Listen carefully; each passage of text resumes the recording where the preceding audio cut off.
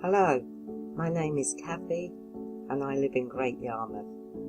My channel Jack's Fan failed to upload my video, so I created this new channel.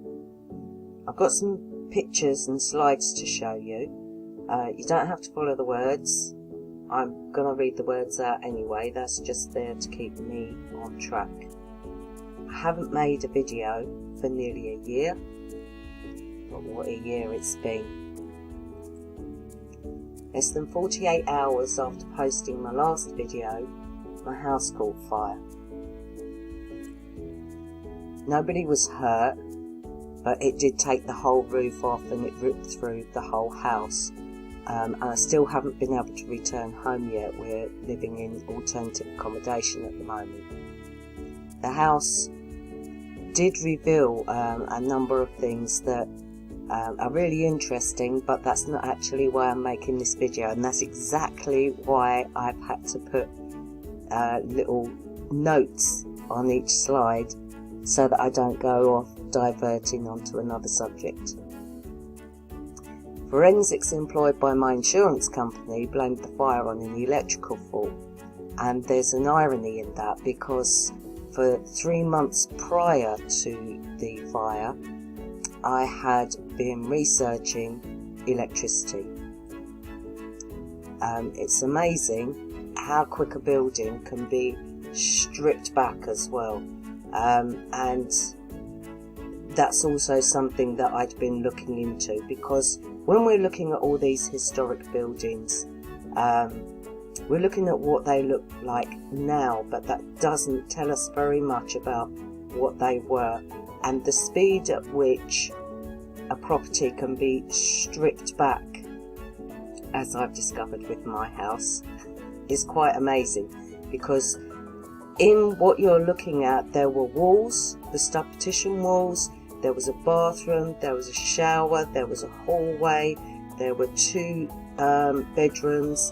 I know it doesn't look like that's feasible because it's even when I go in there I can't believe that all of that was in that space, but it just goes to show that if you were just presented with this building as it is now, one, you'd think it was a lot older than it actually is. Fair enough, it's said to be an 1800s build, but when I was living in it, it didn't look that way. It was just a point to make that it can be very deceiving, and it's very difficult to imagine something that you've never seen. So although I haven't posted any videos, I have never stopped researching. It is a massive hobby of mine. I research a number of subjects and I do have help. My help comes in the form mainly of Sandy123, who's always looking at different things on electricity and radiation and so on, different buildings, and then sending links over to me so that I can further investigate. It was Sandy who come up with the idea of naming the project Obsidian Alice, and I've just got so much information now that it's been really hard for me to work out where to even start. So rather than try to tell you everything all in one video, which would go on and on and on, it's probably better to look at the basic underlying premise of what I think these buildings actually were. So today, if we're going to build anything at all, there tends to be an idea of what the purpose is. So there's a reason, for instance, why we would put these pipes in this particular pattern. It's not there just to look pretty, and obviously these chimneys aren't there for decoration. Every aspect of it has a purpose. Now it's fair to say that you might want a building to look as glamorous as possible, but at the same time it has to be fit for purpose. So my question is, with regard to churches like this one over here, what were they thinking that the purpose was going to be? Because for people to gather together to worship, did it really need to have the vaulted ceilings? Did it need to have all of those windows? What was the requirement or the thought behind putting up spires? So all of these things, they don't really have a religious basis. You could perhaps say, well, the cross is there because it represents Jesus. But where you're going to go with, and the organs are there because what? And the vaulted ceilings are because what? You get the gist of what I'm saying. Whereas if you look at these two hydro plants, these are for hydroelectricity, there is a reason why this is a bank of wells. There is a reason why you've got all of the windows, because you need as much light coming in as possible. It's practical to have all of the windows in there.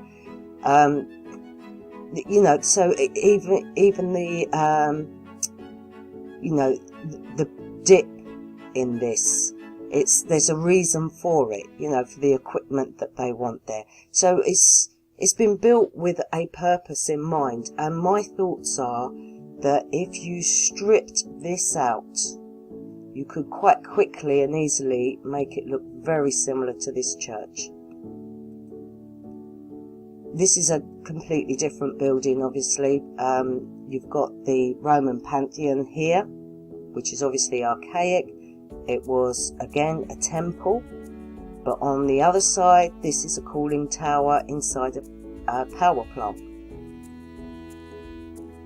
So I'm going to focus today on looking at the different kinds of buildings and structures we would have, or we do have, for generating electricity. There are so many ways, and it's not as if we've picked one way and then just stuck with that across the board. There's lots of different ways of making electric, and it involves different kinds of structures to achieve that. And of course, what I'm going to look at is all of the machinery, because if I'm saying that a lot of the buildings we're looking at potentially were generating electricity, then I need to have an idea of what happened to all of the machinery. And I want to look at whether there's the potential capability. What would they need? What kind of metals would they need? What kind of thought would they need to be on track to developing electrical plants? So producing electricity can be quite simple. This is just electrochemical, and you've got the zinc and the copper nails in there, and that's just copper wire and leading up to the light bulb. And it can be very complex. This is the control room of a nuclear power plant. I do think, having looked at electricity and how it's developed and the different ways that we get electricity, I do think that we've been taught to think about it in the wrong way. That's different to an out and out lie, but it's certainly not the truth either. So if you ask Google when was electricity invented, the first answer it will churn out is 1882, when Edison helped form Edison Electric Illuminating Company of New York. It goes on to say progress was slow, and only in 1925 did half of all the homes in the US have electric power.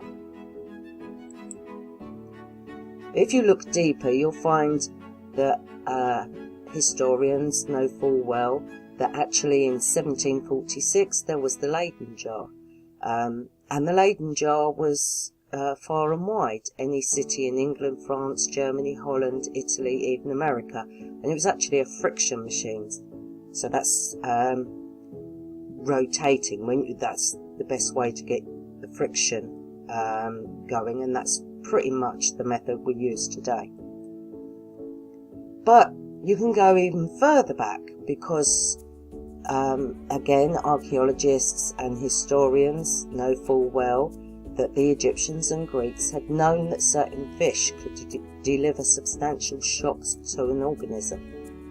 So static electricity had been discovered by the Greeks, who produced it by rubbing resin, which is amber. In Greek, the word for amber is electron, and electricity was named after the word amber. And they would rub the amber with cat's fur or by rubbing glass with silk.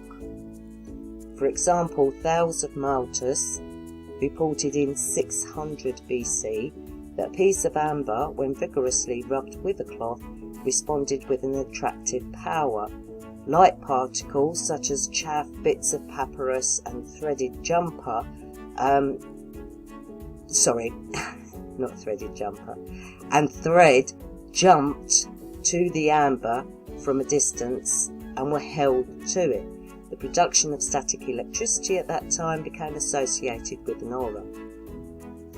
So the reason that I underlined glass with silk is you're looking at a civilization who have produced glass, and they have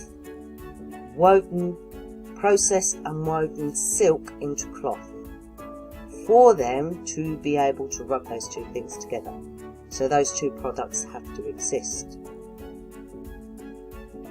If you're in that kind of environment where people are developed to that degree, it seems bizarre to me that they would realise something was going on there and then not actually progress or put any real effort into finding out more.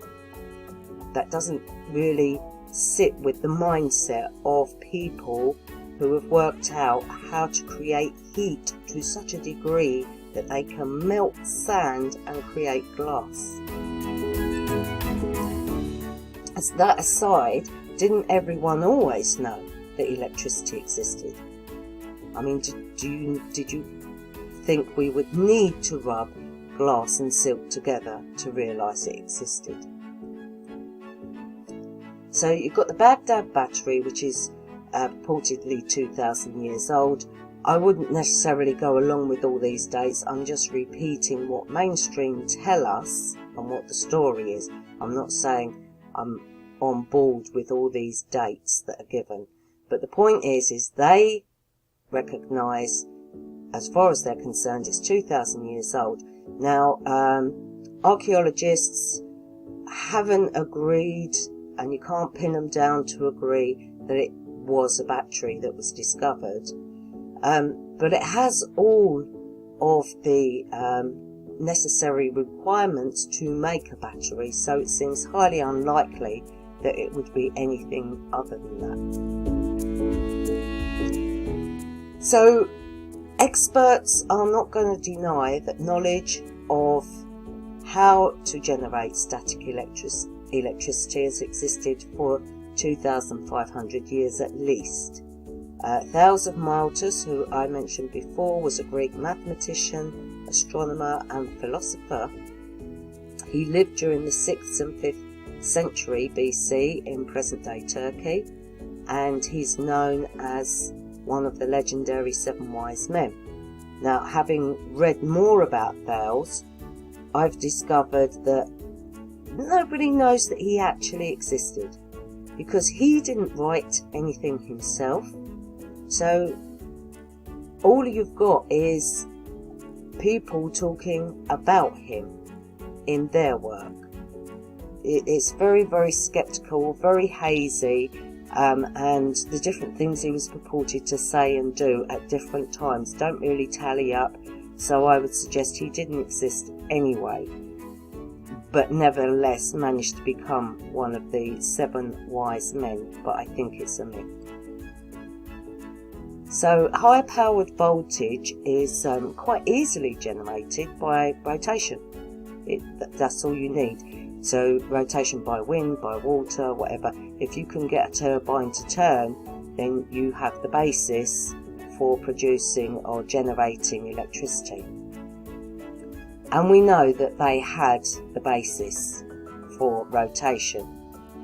The water wheel is 300 BC. Earlier than that probably, but that's, you know, the ones that we know about. So once you've got that, you have the means pretty much to get electric. These are power plant turbines. This is what we use today for high voltage. So the turbines, and you probably know this already, but I didn't know all the details of it until I started looking into it. And if you want to know, as I wanted to know, exactly what the components consist of, so that you can track down whether they were available in the past, then you need to know what those components are. So a large magnet is rotated by the spin of the wheel. This is the generator. So the prop shaft of that turbine would be directly linked with the magnets, and the magnets rotate, and there are coils of very thin copper wire, and they just collect the static. Now magnets don't have to be involved, because around 1663, so you see we're going back in time. I'd originally asked Google when was electricity invented. It threw up 1800s. Now we're finding Google wants to talk about the electricity of 1663. But anyway, around 1663, Otto von Guericke used a sulphur globe that could be rotated and rubbed by hand. It inspired many later machines that used rotating globes. About 1706, Francis Hauksbee designed a frictional electrical machine that enabled a glass sphere to be rotated rapidly against a woolen cloth. So, as I say, static electric, you just need the rotation, you know, or rub things together, the right substances. Now, all you do then is, once you've got the turbine spinning, it's attached, prop shaft is attached to the rotor that's in the generator. The generator spins, it creates the electrical charge. It's then just connect wires to it, and that's it. Wherever the wires go, that's where your electricity is. So just to go over it, just so you know, it really is quite that simple. This is a power plant. So in a power plant, you've got the control rods, they're uranium. They're going to create heat. That heat is going to heat water. The water is going to create steam. The steam turns the turbine. This is the shaft. It's going to turn the generator. The generator's got all the copper coils that collects the static. You've got wires attached to that, and off it goes. In this particular model, these other components here are, once the water condenses, the steam condenses, obviously it turns into water, but that's still hot water. So they take it down, and this is cold water going through in a different system to condense it quicker, and then it's going to be pumped back around so that it can be steamed again. So it's a rotational system. And here is a water wheel, and it's just really to show you the same sort of thing. You know, you have the water turning the wheel as it falls, and that's then going to turn this shaft. There's your generator, there's your electric. So we know they have water wheels. Historically, all the components existed for electricity. So is it unreasonable to suppose that electricity was generated, or is it that they did have all the components, but for thousands of years they never worked it out, despite the fact we've already been told that in ancient Greece they did know that rubbing two things together the right things together were going to create a static charge, but they didn't investigate it. So these are 1,000-year-old windmills in Iran. They're said to still work. Now, I know they look dilapidated now, but this is my point. Looking back at my house, you don't know what they looked like when they were brand new. You can't be deceived in saying, yeah, well, you know, they work, but they're not that great, because you don't know what they look like. If it's 1,000 years old, it could have looked quite different when it was new and up and running. These ones are 12th century water wheels, but a mosaic found in Syria depicts the similar, or it may even be these specific wheels, but they are dating back to AD 469. So we don't know when the first ones existed, but they've existed for an incredible amount of time, and at no point until the 1800s did they work out, how to light a light bulb with it. So was there availability of copper, because obviously that's another important component. It doesn't have to be copper, there are other metals that work, but let's just stick with this for now. So archaeologists tell us that around 5,000 to 6,000 years ago, people were able to fully harness the ability to extract and work with copper. Now, copper, and indeed all metals, are found in rocks, and you might be thinking, oh, but not gold, but I would argue that point, but again, I'm trying not to be sidetracked, and trying to just stay on track with the subject. So copper is found in rocks. So it's not the simplicity of just walking along and finding copper and working out how to smelt it down and create things. You've got to get it out of the rock first. So this is how we smelt metals today. This is specifically copper. I want you to get a real good idea of how hot you need to be able to, what kind of heat you need to manifest to be able to melt those rocks down.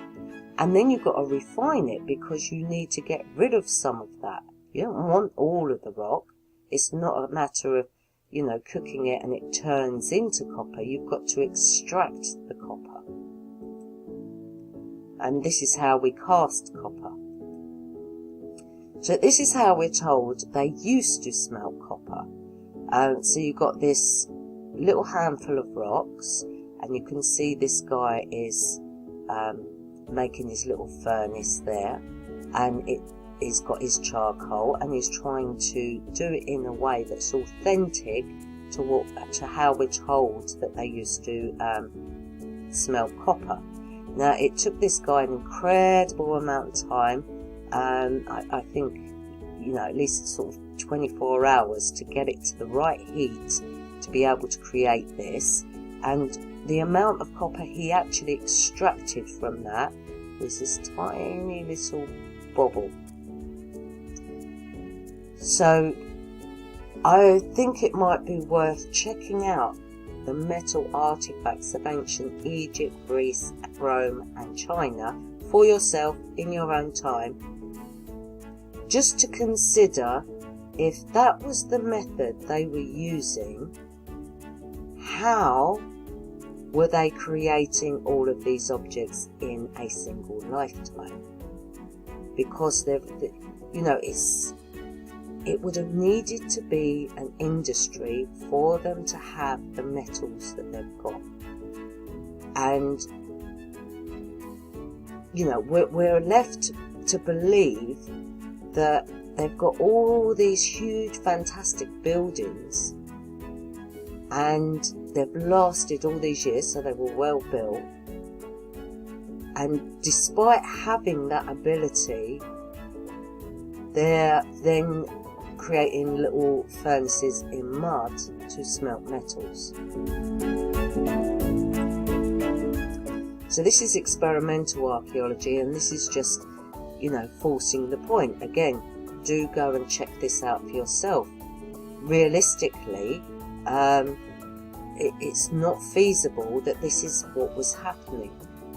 So the experimental archaeologists, they've not really been able to recreate the smelting methods, not with ending up with enough metals. In fact, in some instances, and I think it was with iron, that they were trying to reproduce iron as they did historically, and they found it was literally impossible, to a point where I've actually read an article where they're trying to say that it must be that the iron was of a different consistency then to now, and that is why they can't get it to work. That is how adamant they are that they're correct in the method. They will not budge an inch from "it was this method." They would rather say that the iron has changed, and there's no evidence that the iron consistency has changed over the years, and if it had, the evidence would be securely in the artifacts that they're finding, and that isn't the case. It isn't the case because what's wrong with their experiments is the method that they're using. Glass is particularly tricky to manufacture, and I know it feels like I'm going on and on, but I really just want to hammer the point home. I want you to think in your own mind of this culture. Think of the buildings they had, go and have a look at the buildings they had, then go and have a look at how they were creating metals and glass. You see, it's not easy to reduce the impurities to create clear glass. To make sand melt, you need to heat it to roughly 1700 degrees Celsius. And this is all glassware from ancient Egypt. And if this is glassware that survived, then you can only imagine how abundant glass must have been. And this is just Egypt. You'll find glassware from all of the other ancient cultures. And although the glass survived all these thousands of years, it seems the foundries and the crucibles didn't fare so well. So if you go and look up Egyptian foundries, you'll find they're very few and far between, and the ones that are, they're claiming this was a foundry, they're like little hovels. And this sort of broken stone here, and it gives you in centimetres the size of it, this is one of their crucibles. It's listed as a crucible. So the crucible broke, but the glassware survived. There are limits to what you can believe. This is a crucible that we would use today. Red bricks have been around, according to archaeologists, for over 9,000 years. I totally accept that a lot of bricks previously were mud bricks, but even they have to be fired. And we're led to believe that for 8,845 years, the bricks were made individually. And this is a real task. This is real work to be able to achieve this, and it's very time consuming. It's not until 1855 that England invents the first brick making machine able to produce up to 25,000 bricks per day. But if we're being misled, then where did they cast all the building materials? So were the huge buildings really all temples and burial grounds, while they smelted in metals in tiny pots? Because I'm thinking that these buildings were industrial. This is why they're so large. That doesn't take away from other ideas of there having been a larger species of human in the past.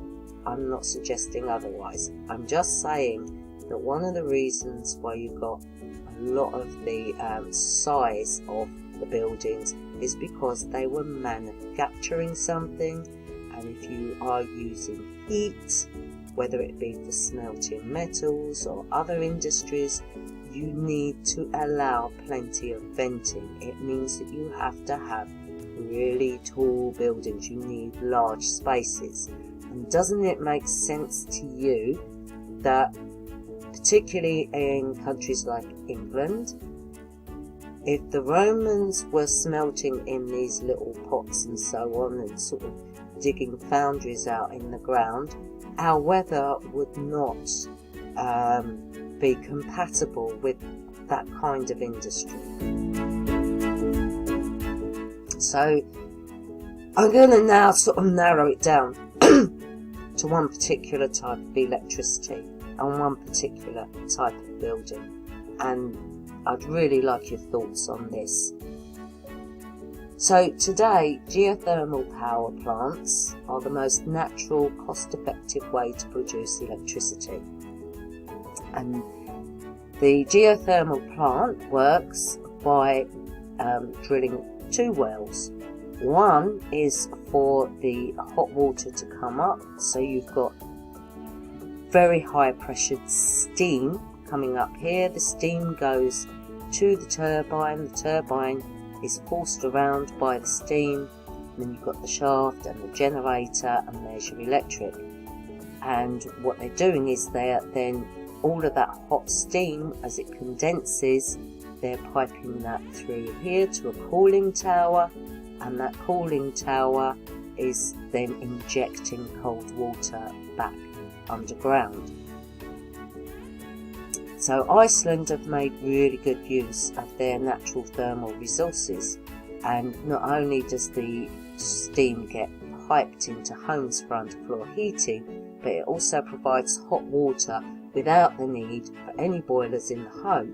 So you can go and look into this for yourself, but all of the underfloor heating is provided on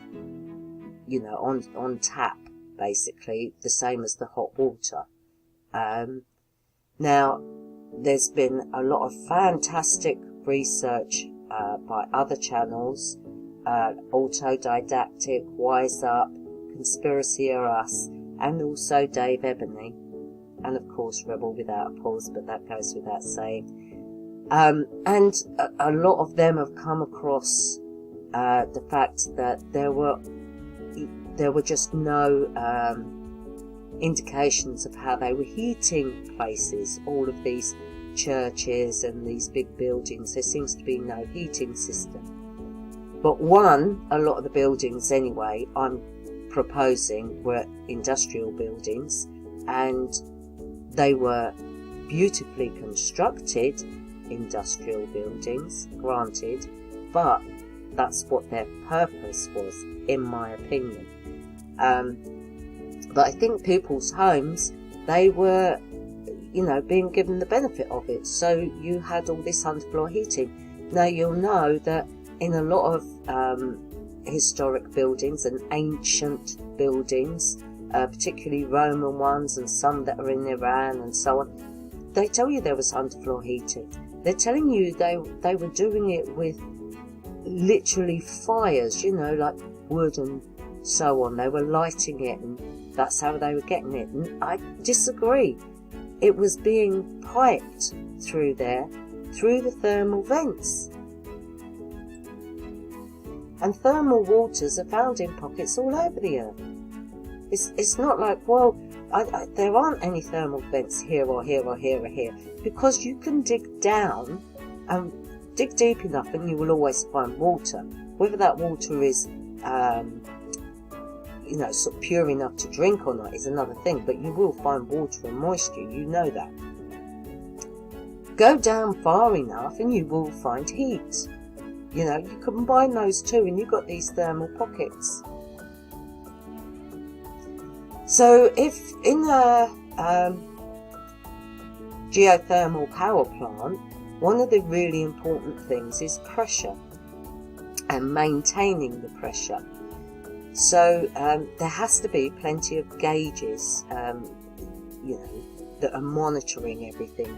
So if the steam reduces pressure, it's an indication of a lack of water.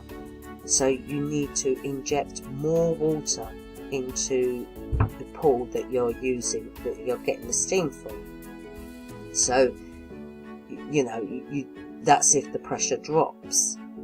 So looking at, is it possible that they had pressure gauges? Because that's one of the components you would need. Well, I can't find any evidence of pressure gauges specifically, but we do know that, because, you know, we're told that the first pressure gauge, of course, was in 1849, but we've already seen evidence that that doesn't actually mean anything. In the 11th century, specifically, this clock was employed the use of mercury in its hydraulic linkages.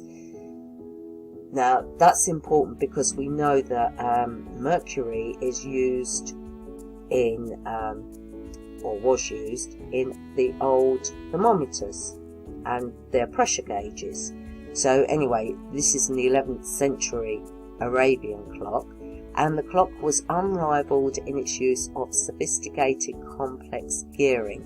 Now, I can't find any images, but it was described by a few philosophers and scientists of their time. Astrolabes were invented by the ancient Greeks and used as astronomical clocks, and they were also used by Muslim astronomers, and that's been since the Middle Ages. So, you know, I would say they had the technology. If they wanted a pressure gauge, they'd have been able to make one. It wasn't beyond their capability.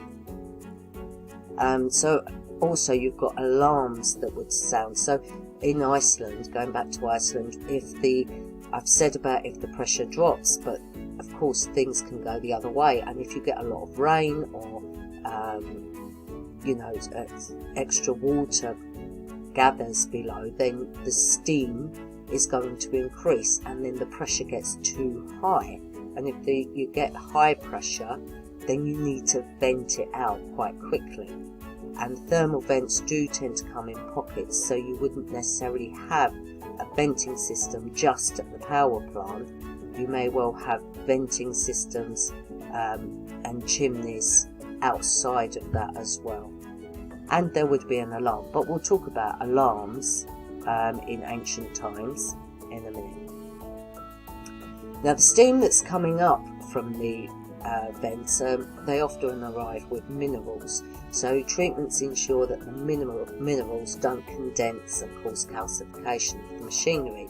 And they have managed to pipe a separate line for the mineraled water. So really you want the mineraled water to be the one that's cool enough circulating and going straight down underground, because you don't really want to keep that above ground. But going back to Wise Up channel, he's done so much about how things are not as old as necessarily as old as they appear to be. And could that be because they have mineralized from this kind of steam or water? Now, if something, this is Mother Shipton's cave in England.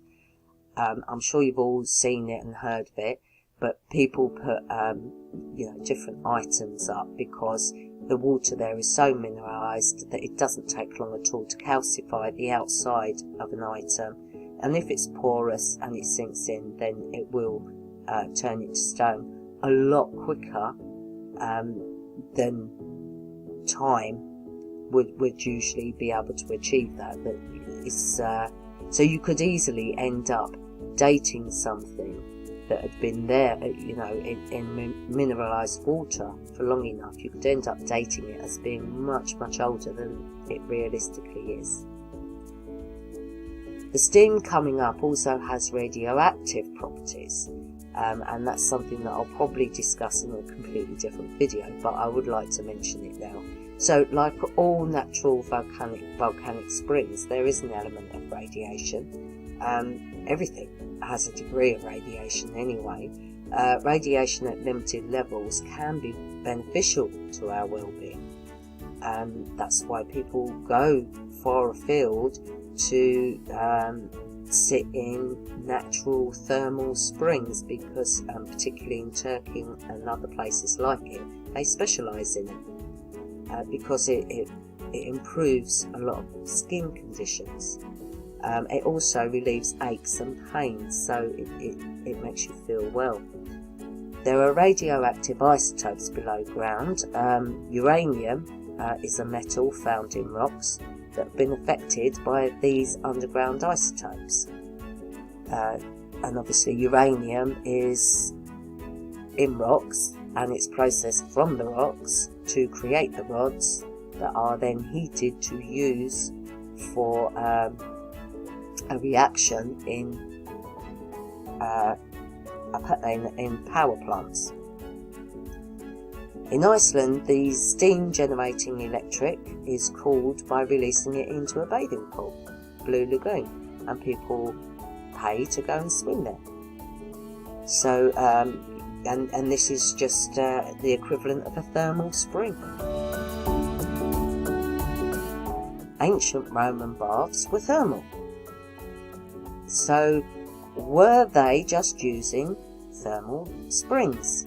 And more importantly, are these thermal springs that they've come across and are using, for which there isn't much evidence, or did they have a power plant and this was the water that they were piping out, just like they do in Iceland? Now, Romans built structures around geysers and thermal springs, so it's not like they didn't know they existed. Now, they're called nymphariums. Now, if you go and have a look again in your own time, if you want to just check that what I'm saying is accurate, they knew that there were such things as natural thermal springs. Now, we're told that they built round them in this way because they thought they were revered and holy and somewhere of great importance. Well, yeah, it would be of great importance if it's somewhere that you wanted to put a thermal well in to produce electricity. It would be of a lot of importance, wouldn't it? So there can also be gases that come up with the steam. So not only does that smell bad, but it can be a fire hazard. And the gases are either vented through very tall chimneys, so you get the tall, thin chimneys. They're the ones that are venting off the gases, or they're processed to provide a natural gas supply. And here we have water towers, and they're just dotted about the land. And I'm wondering if they are chimneys outside of towns that are venting off the gas.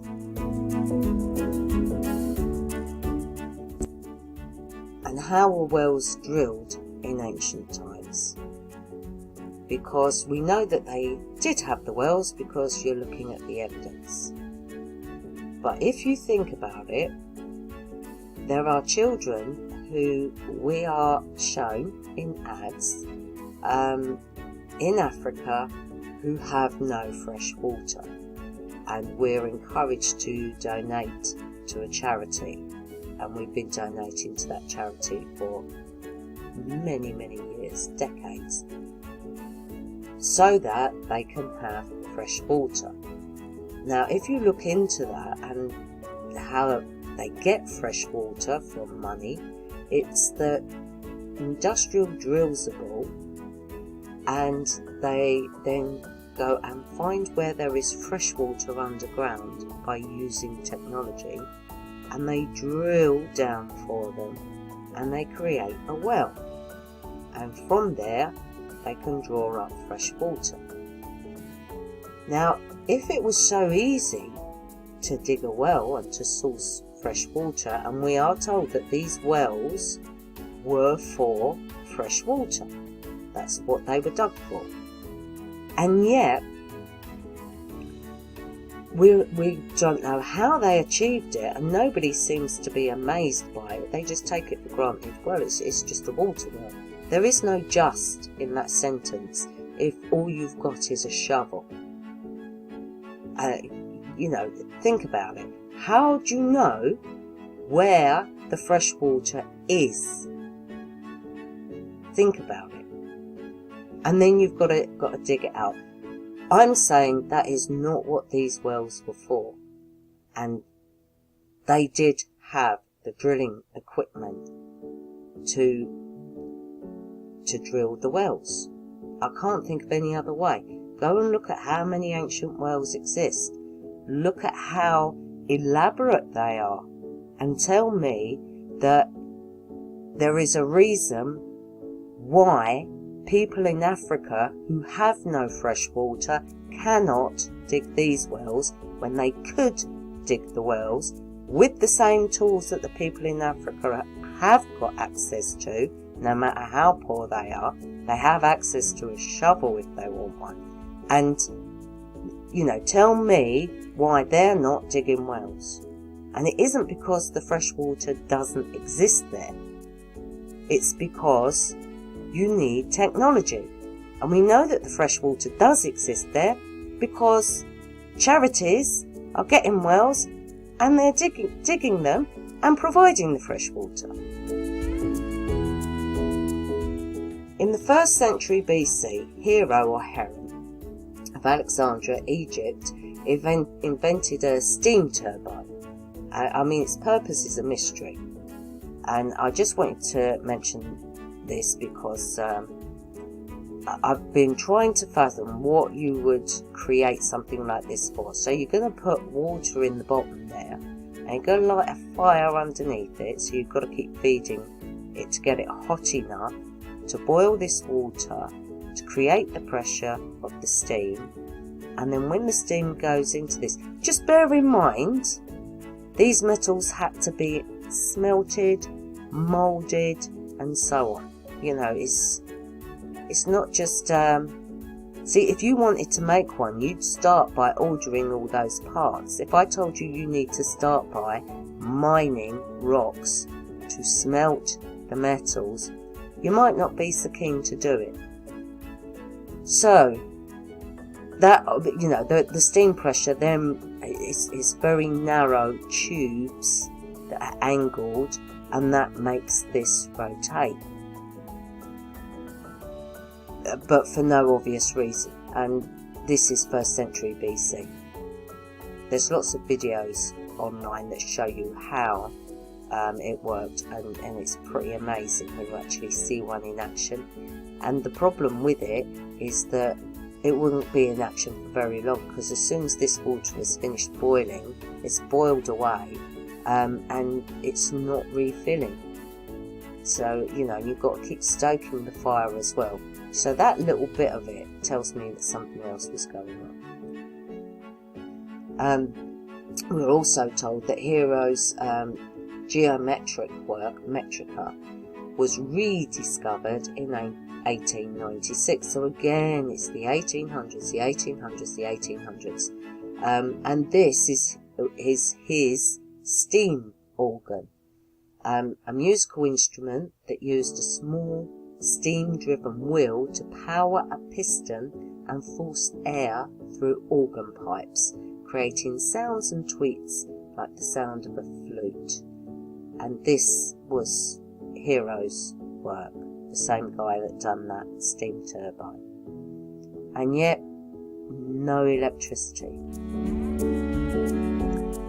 So, water engines and pipe organs. I found this article. An important use of water engines was the operation of the bellows providing air for pipe organs, usually but not always in churches. These usually ran from the ordinary water mains, and I've put a link there of where I got that piece of information. Steam would work just as well as water mains if you just need pressured steam. And church organs were designed to be powered by steam. Gargoyles are water features, and yet they frequently appear on churches. Now, what if they were for venting warm, mineralized water? It's the bad water. It was extracting it out. You can see from this mouth it was actually a pipe, and you'll know yourself that the gargoyles are always ugly, or sinister. Ugly probably wasn't the right word. They're quite interesting, some of them, but they're all sinister. Is that because it was the bad water that they wanted to get out? And what exactly are the church towers for? What does it have to do with religion? See, this goes back to what I was saying right at the beginning. Why, do you need the tower? What expression of holy religion, where in the Bible does it suggest that it's a good idea? Where's its relationship with what we're presuming a church is? Whereas if it is what I'm saying it is, then it makes a lot more sense, because the word tow means to pull or to draw in. Tower, in a town. And it looks to me, in this particular one, and this one's in St Mary's Church in Great Yarmouth, if you want to go and have a look at it for yourself, it looks to me like there could be a pipe running up inside that tower. And that could be high pressured steam. And this, and I do think that this would have been as well where you've got all of the turbines and the generator. And the generator may even have been as far up the pipe as this, and then you've got all these bobbles. Now, coincidentally, passing above it is all these power lines, and obviously that is today. And I'm suggesting that these bobbles were for the attachment of wires, just like the wires that I showed you in the previous picture. They're power lines for power lines. And these as well, going up the side of the church, all pipes. And it's for venting. It's designed for venting. Look at the way it comes out. If you think of steam and heat, it expands. So you want an expanding opening, and you see these things in power plants. They have to take into consideration the amount of heat that they're dealing with. So, did the clocks in towers house pressure gauges? And the bell in the tower would be a perfect alarm if the steam pressure was too high. And inside you've got the holy waters to make you well. Whole well. My personal thoughts are that these were probably water fountains. That's where you get the word font. And you were probably encouraged to drink that water, and it would have been very pure water.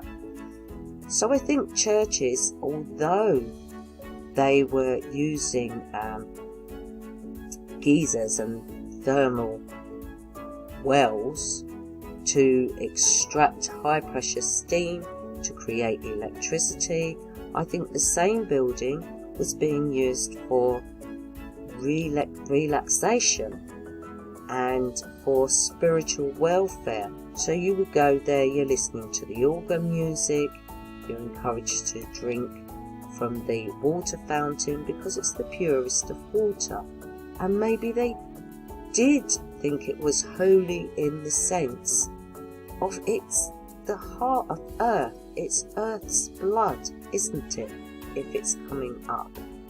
And if it makes you feel well and helps ease your aches and pains, because it has a small amount of radiation in it, which would give you a bit of a kick, then that could be how we've established the idea of a church having something to do with religions. Anyway, I was going to point out as well that there's old clock towers, and they're central to most towns, and many of them have bells and vents. So I'm thinking they're the pressure release. So if you've got high pressure, you've got the bell in the actual church itself ringing, so you know to release the valves.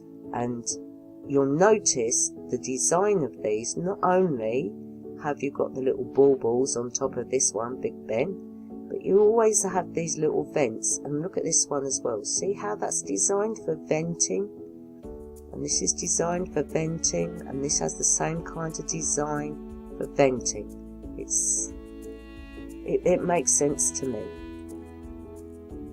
And I would say that the water towers that are containing a large amount of water, and this is like a cross-section of one with the pipework in it, they are injection wells. So,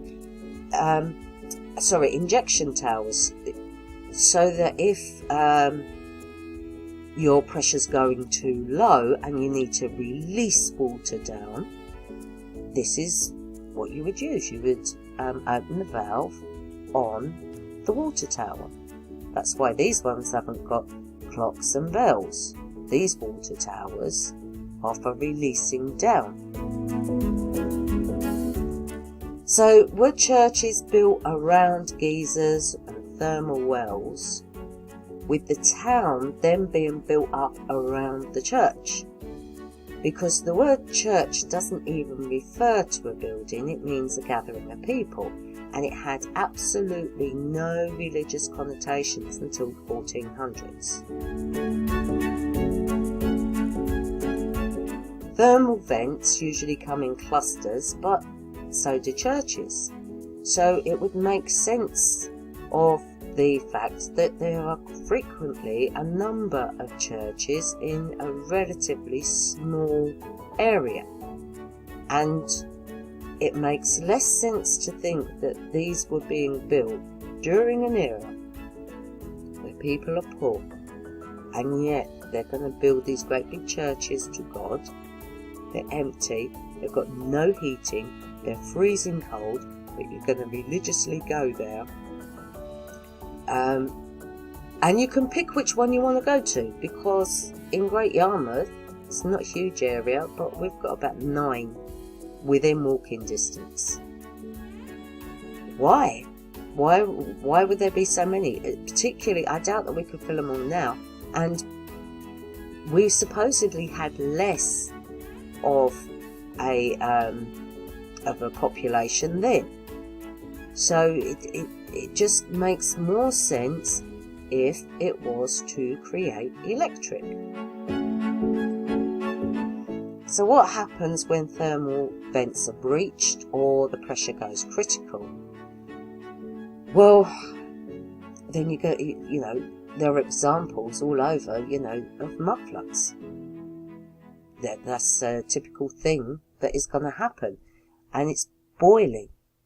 It's boiling hot steam. It's bubbling to the surface, and you've got pockets of them coming up all over the place. And the point is as well that it doesn't necessarily blow at the point where you've got your wells. It can actually come up in other places if either the pressure gets too high, so if there's a lot of rainfall and it's filling up and nobody is there to check it, then the pressure is just going to build up and you're going to have volumes of steam. That's going to bring up mud, it's going to bring up gas, and it's going to bring up a lot of water, because obviously the steam's going to evaporate, and a lot of that water is going to be mineralized. So everything that the water's landing on will just look like it's turned to stone in no time at all. So this is one place. I was going to put a video clip in, but then I thought better of it, because I thought, no, YouTube will probably just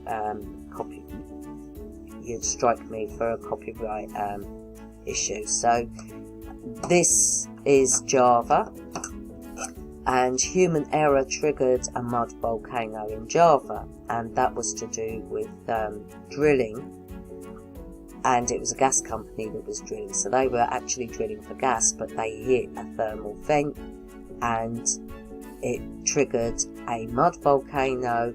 And it wasn't just one eruption, it started coming up in loads of pockets out of loads of different thermal vents that had until then been stable.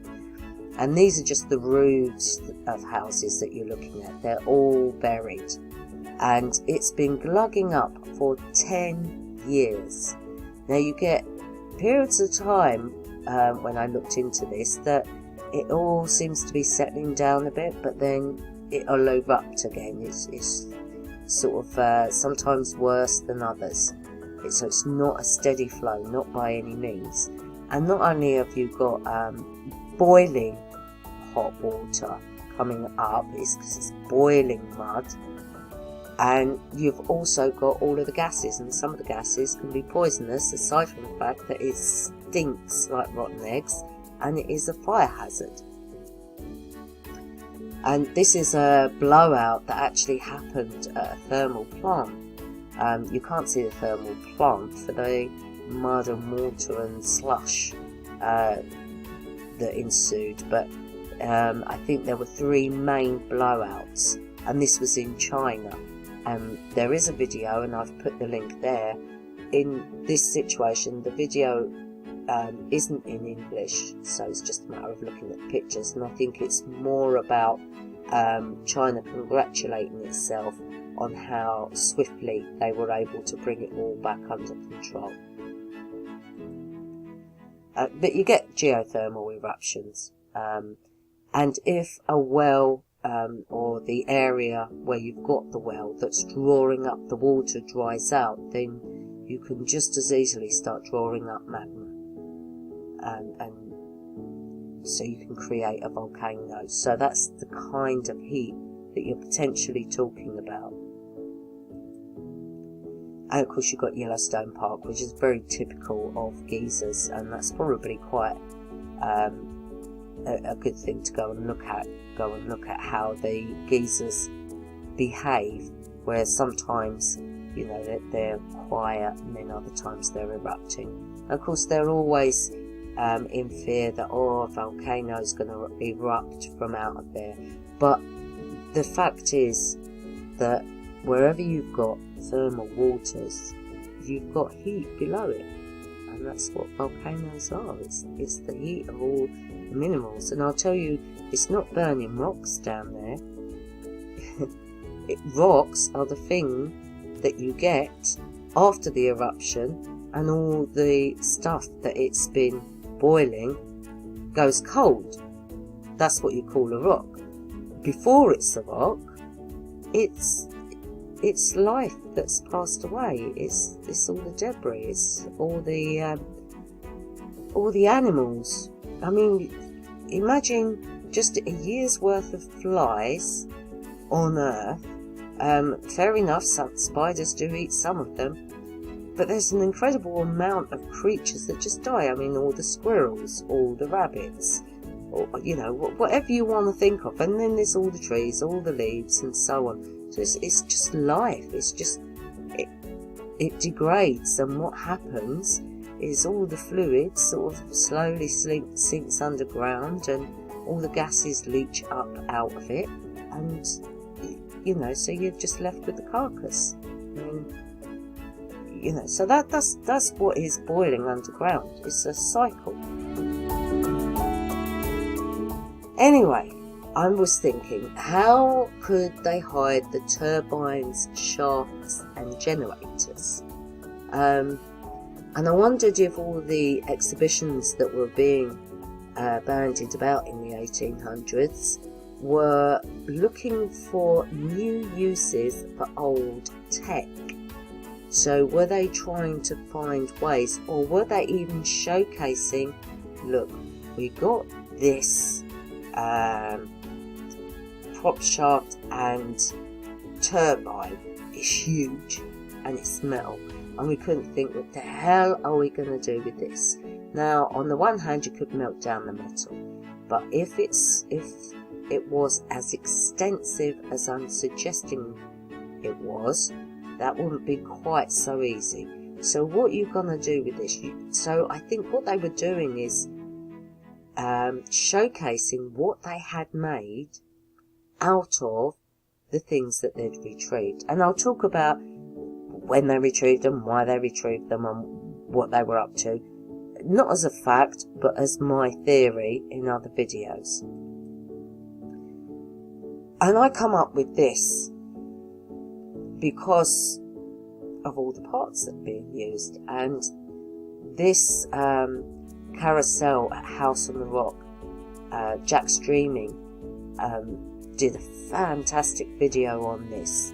It was used in the series called American Gods, but it does actually exist, this particular carousel, and you really got to go and watch her video, and I'll try to leave a link in, well, I'll leave a link in the description. It's really worth looking at, because there's something very odd about this. And in the series American Gods, this is a clip from that series and the way it spins round, and that just makes you think of CERN, really, doesn't it? Well, it does me. And it is to do with time travel of sorts as well, that particular series.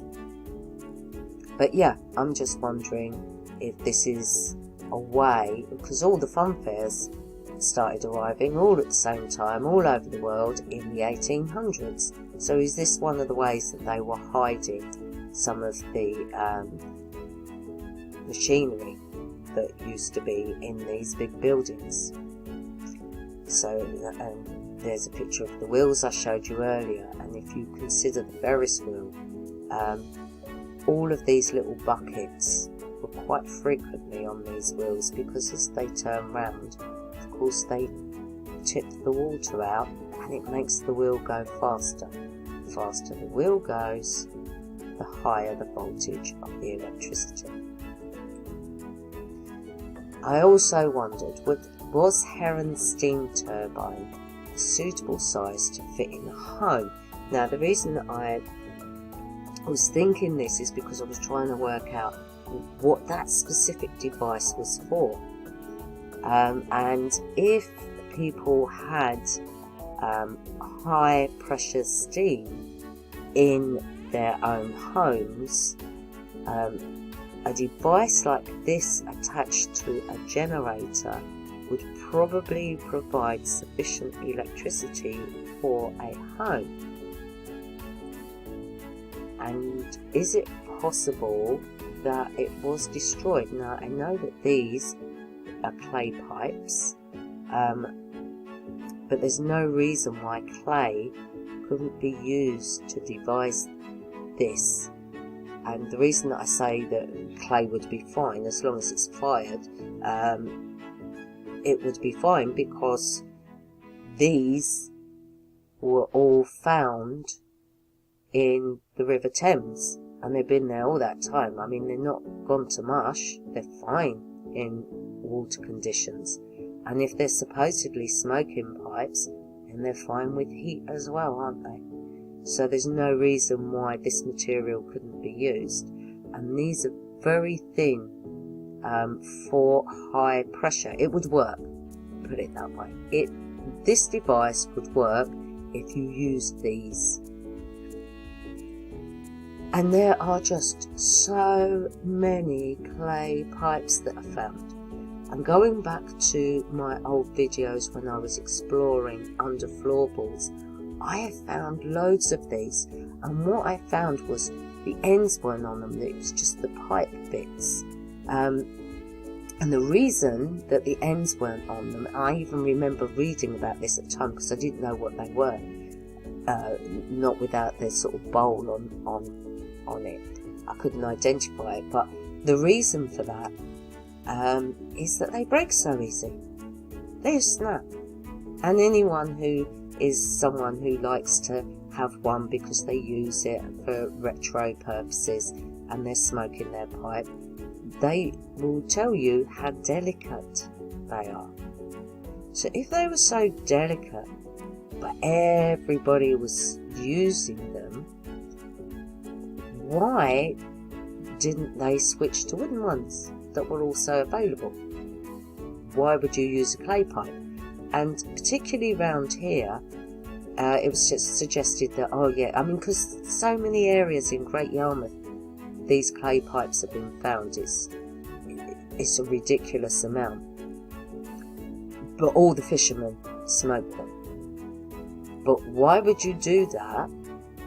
Because if a fisherman is smoking a pipe, he can't put it in his pocket, it will snap. So where's he keeping it on his person when he's doing all this fishing? And if you add a pipe and it snaps and you get another one the next day and it snaps, do you not then decide, sorry, I'm going to get a wooden one? Anyway, I suppose it leads on to the question, was it a natural disaster that put everything like a street, the street levels have risen, or the buildings have been dug out, all the mud flood buildings? Was it a natural disaster? And I really don't think so. My opinion is it was sabotage, and I've got an idea of who might have done that. But going back to the beginning of the video, you see I had to put the tags on because I have for a year been looking into so many different avenues. Some come back with really exciting information and ideas, and others led to nothing. And while I was trying to put it all together, I should have been sort of taking more notes. What I was actually doing is discussing it with different friends and bouncing ideas backwards and forwards. And really that's why I'm making this video now. So I know it's been very long and you're probably sick and tired of hearing my voice, and if you did make it all the way to the end, fantastic, well done you. But if you can give me your opinion on what you think about some of these ideas, and I think that there is sufficient evidence to say that it makes more sense than the history that we're currently given. I'm going to say goodbye for now, and I won't leave it as long next time. Thank you for watching.